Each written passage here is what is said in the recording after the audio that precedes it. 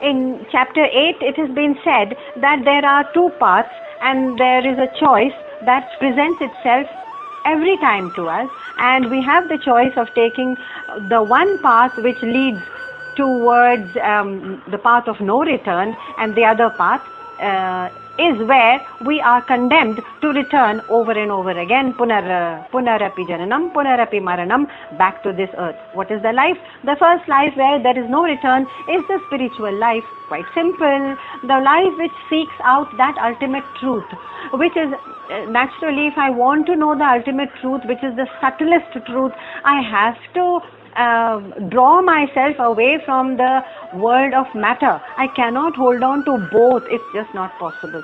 And the second one is the extroverted, extravagant life, which will bring me back, because that life which is pleasure-seeking, extroverted and worldly and sansari, so to say, it collects a lot of baggage of papa and punya, and it collects a lot of baggage of vasana and sanskar and thought impressions. There's so much of unnecessary thought of sansar.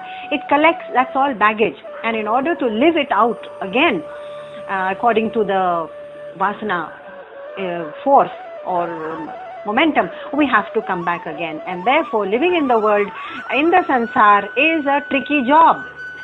It means that we are either condemning ourselves to return to the sansar of dukkhalaya ashashvatam, a world of pain and finitude, or we are free, liberated, moksha.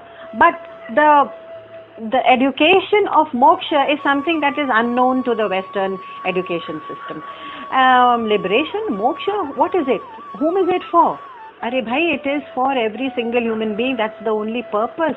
Otherwise, we are condemning everyone to be tied to the sansar. It's a kind of condemnation to be educated only in the let's not say Western way, in the material way. So, therefore, there is some very mystical and poetic language to explain this very thing in verse 24, chapter 8. Agnir Jyotirah Shuklaha Shanmasa Uttarayanam Tatra Prayata Gachanti Brahma Brahma Vido Janaha. It's very it's very mystical and poetical way of explaining that the inward life is the life of aspiring for the eternal. If I have an aspiration to know the eternal, I will have a lifestyle which is designed around it, naturally.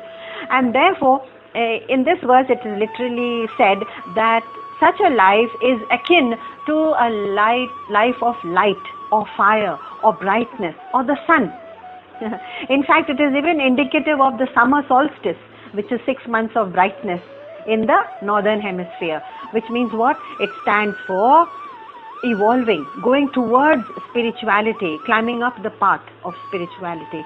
This northern hemisphere thing and towards the Purusha is actually just an indication, meaning that you are moving northwards, let's say, northwards, upwards towards spirituality. But it also indicates one more thing to us, that our rishis and munis did know about the northern and southern hemisphere and about the summer and winter solstice. So that knowledge was there, and they have just used that knowledge to use the poetic language to indicate our spiritual world.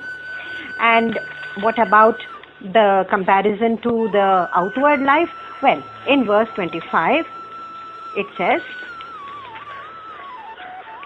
Dhumo ratre satha Krishna Shanmasa Dakshinayanam Tatra Chandramasam Jyotir Yogi Prapya Nivartate.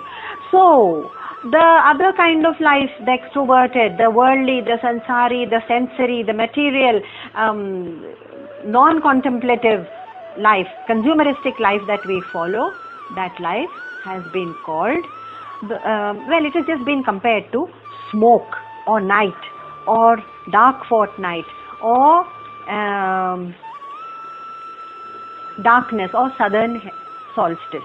Okay, all this, the krama mukti is the word used here, krama mukti, maybe not in this verse, but actually means that liberation is not not always in one sudden shot. It may happen if many lifetimes I have spent in this pursuit, but it is always a liberation which is gradual and which is a stream of spiritual progress.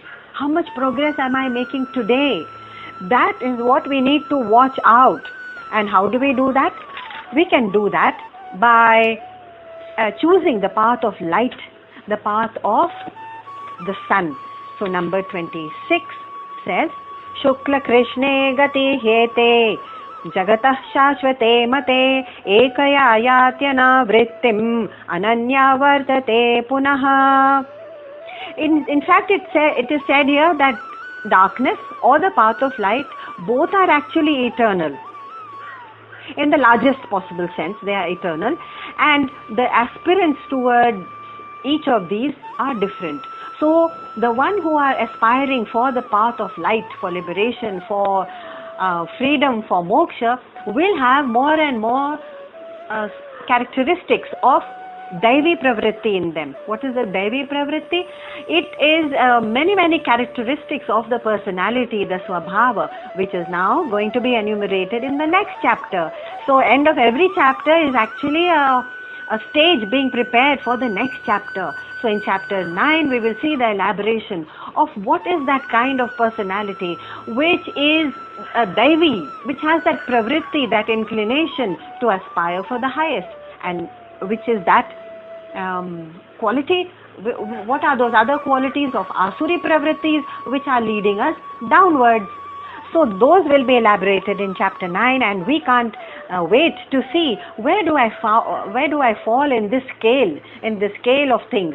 Well, wherever we fall, we have a chance to get up and walk that next step upwards. That path is always forever open.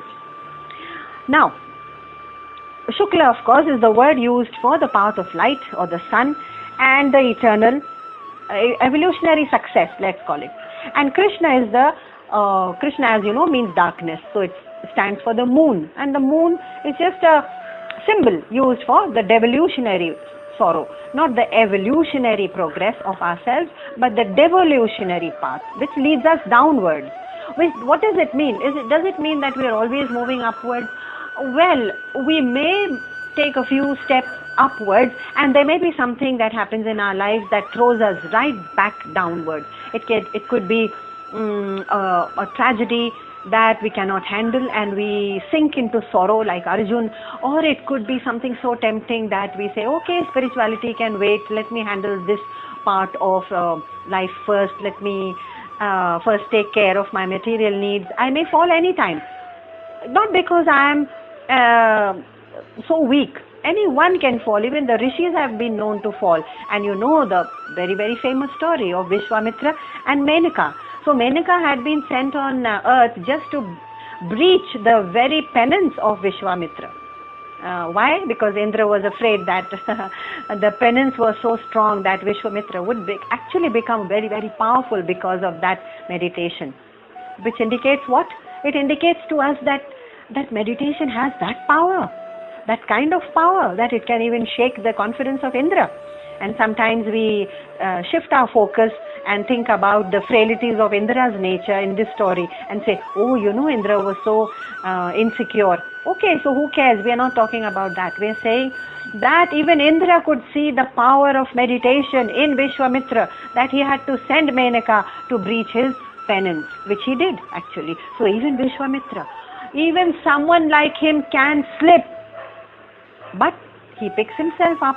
He enjoyed sensuous pleasures, and he had a child, he had a daughter called Shakuntala. But when he did realize that this is not the path he has chosen, he still had one more chance to say, okay, Menaka, I banish you back to where you came from, and we walk our different paths and divorce, and I go back to my penance. He just picked up the threads and put himself back in the seat of meditation where he belonged, because even he can slip and come back to it. Now, if he really had fallen madly in love with the sansari life, which Menaka is a symbol of, then he couldn't have extricated himself from it. But he did. He said, Menika, go back. Okay, we have had a daughter, Shakuntala, fine. I know my main purpose. I'm reminded of it. And sorry, go back. If he had been in love, he couldn't have extricated himself from that relationship. So we are so entangled and engrossed and engaged with the sansari love of things. Our sansar is our love, that we are not able to at one shot divorce ourselves the way Vishwamitra said. But the opportunity is there. Vishwamitra took the opportunity and said, okay, go back. And therefore, let's not berate ourselves that, oh, I'm not ready for this path. Maybe I'm too weak. No. Even Vishwamitra can find a moment of weakness. And there is this tug of war. The tug of war is constant between the higher self and the lower self. Lower meaning, it just means a world where we are engaging with gross matter. So why call it lower and why be so judgmental about it? No. Nothing to do with judgment. It simply means that the world of matter, which this sansar is made up of, and our senses, which are also made of Panchatattva, are engaging with each other. And the whole problem is that they are both inert, gross. They are anitya and they are just matter. And therefore they are inconsequential. So let us not say that, oh, this is a poor life, and it's not a matter of judgment. It is a matter of what is of consequence and significance. When we have truth, Sat, facing us, why would we choose a Sat? It is as simple as that. So what do we do? Well, it's quite simple. We know that Bhagavad Gita is actually talking about Karma Yoga, but Gita is not a Karma Shastra. Gita has talked about in chapter 6 in great detail about Dhyana Yoga and in many other places about the importance of Dhyana and meditation and Samadhi. But Gita is by itself not a Dhyana Shastra or a Yoga Shastra. For that we have the Ashtanga Yoga Shastra by Maharishi Patanjali. No. Gita is not that. And we have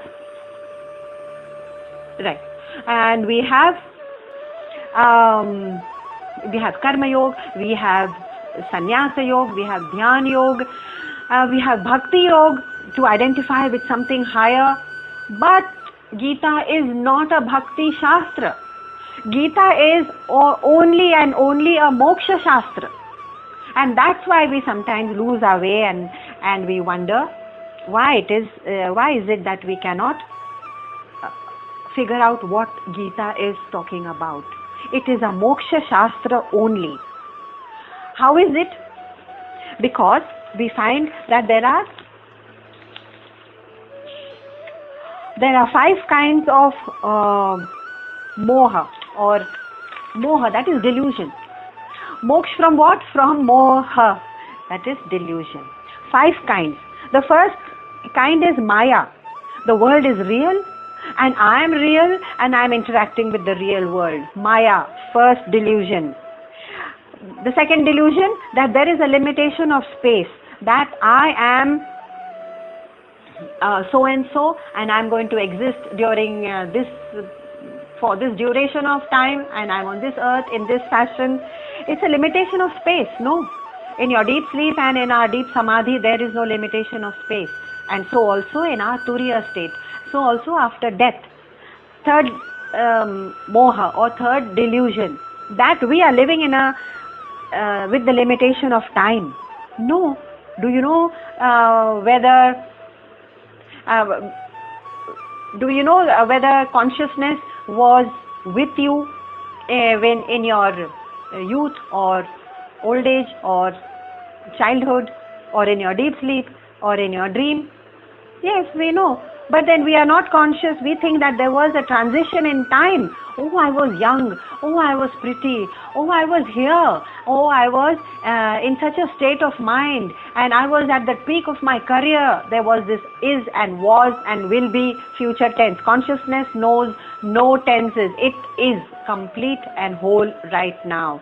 The third illusion is time. We think we are in time. And the fourth illusion is the illusion of attachment. Attachment meaning I need this or that to complete myself. Otherwise, I'm incomplete or unhappy or dissatisfied or unfulfilled or not whole somehow. No. This is an illusion. Fourth illusion of attachment. The sun will rise and the same sun is going to set. We have no control over it, and we need not. Everything in the world is going to come and go.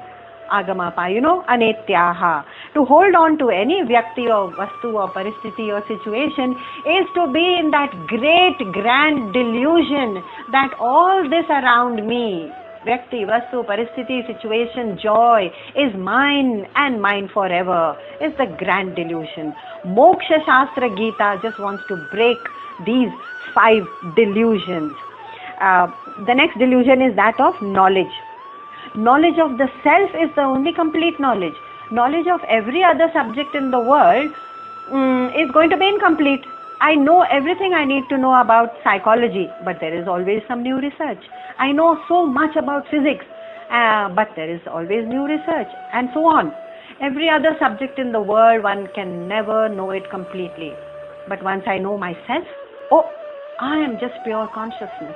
That knowledge is completeness in itself. So there is a delusion of knowledge.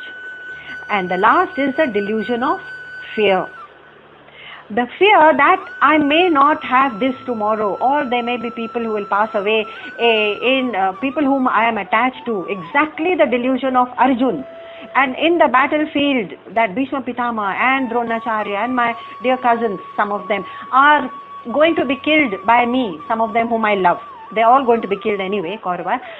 That delusion of attachment and of fear is a grand delusion, because there is nothing to be afraid of. Moksha Shastra says, what are you afraid of? I am the totality. Once you know that, you are beyond raga, bhaya, that is fear, or krodha, anger. Vita raga, bhaya, krodha. That is our nature. All the delusions are going to be broken one by one, and that is the only purpose of Moksha Shastra, Bhagavad Gita. Okay, what is the solution to breaking these delusions? That we will see next time.